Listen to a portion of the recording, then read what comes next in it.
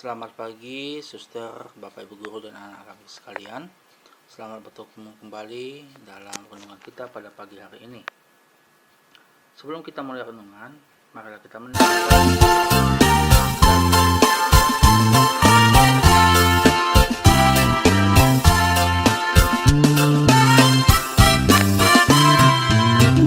kitab suci, doa tiap hari, doa tiap hari, doa tiap hari. Baca kitab suci, doa tiap hari kalau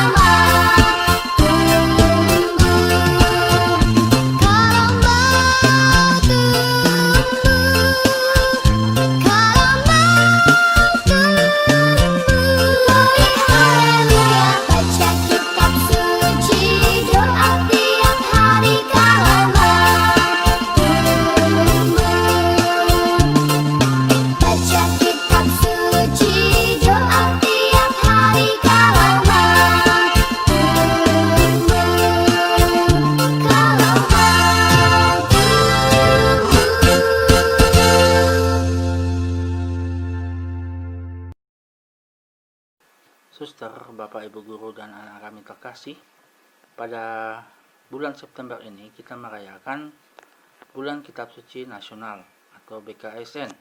Tapi apa ya BKSN itu atau bulan kitab suci nasional itu, dan mengapa kita merayakannya?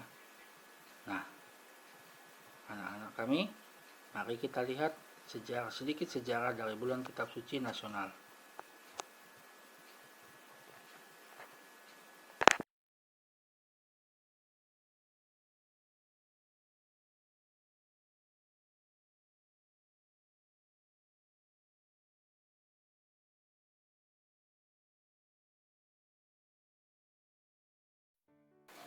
Nah, setelah kita melihat sedikit sejarahnya tadi, kita kembali kepada Keuskupan Agung Medan yang mengangkat tema bulan kitab suci nasional pada tahun ini adalah membangun keluarga Katolik sejahtera seturut dengan kitab suci. Sekarang marilah kita mulai merenungkan bacaan kita.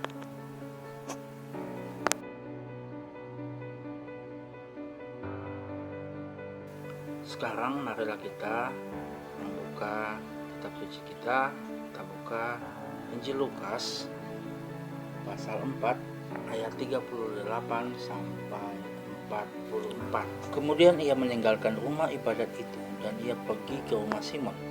Adapun ibu tua Simon demam keras dan mereka meminta kepada Yesus supaya menolong dia. Maka ia berdiri di sisi perempuan itu, lalu menghardik demam itu, dan penyakit itu pun meninggalkan dia.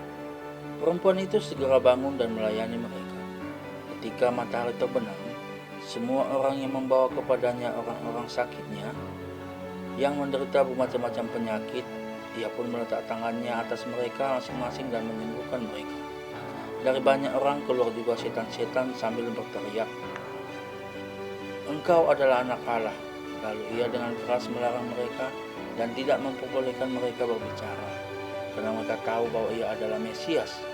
Ketika hari siang, Yesus berangkat dan pergi ke suatu tempat yang sunyi, tetapi orang banyak mencari dia, lalu menemukannya dan berusaha menahan dia, supaya jangan meninggalkan mereka.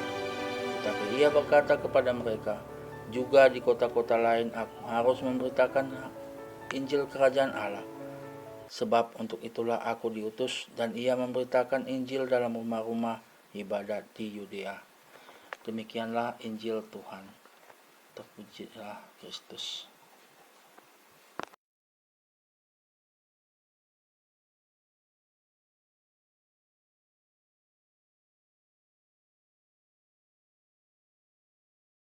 Suster, bapak ibu guru dan anak-anak kami sekalian, mewujudkan kerajaan Allah melalui misi adalah dambaan setiap orang.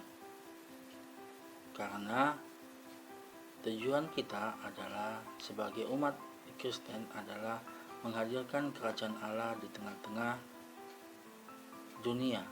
Santo Hieronymus memiliki misi tersendiri dan memiliki tujuan dalam mewujudkan kerajaan Allah melalui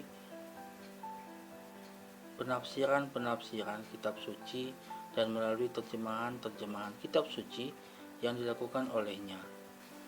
Pada zaman sekarang ini, panggilan kita adalah mewartakan Injil di tengah-tengah perbedaan, mewartakan Injil di tengah keprihatinan, mewartakan Injil di dalam setiap langkah hidup sehari-hari kita. Bapak, Ibu Guru, dan anak kami sekalian, namun mewartakan Injil, mengadakan karya amal kasih tidaklah cukup bagi Yesus. Itu semua tidak cukup. Ada hal yang lebih penting lagi yang menguatkan untuk itu semua. Hal tersebut adalah doa. Kita perlu masuk dalam keheningan dan dalam doa dan pertemuan dengan Allah. Karena dalam doa kita dapat bertemu dengan Allah. Seperti halnya Yesus yang menimpa kekuatan dari doa, kita juga perlu menimba kekuatan melalui doa, dan kita dipanggil untuk selalu ingat memberikan waktu untuk doa-doa kita. Suster, Bapak, Ibu Guru sekalian, dalam bulan Kitab Suci Nasional, kita diajarkan untuk kembali mencintai Kitab Suci lebih dalam lagi, lebih rajin lagi dalam membaca Kitab Suci, dan lebih banyak lagi mencintai Kitab Suci. Karena apa? Agar mampu mewartakan kerajaan Allah di tengah kehidupan dan di tengah-tengah keluarga kita. Bapak, Ibu Guru, suster, anak-anak kami sekalian, semoga renungan pagi ini dapat membuka hati kita untuk lebih mencintai Kitab Suci dan untuk lebih dapat mewartakan kerajaan Allah di tengah kehidupan kita.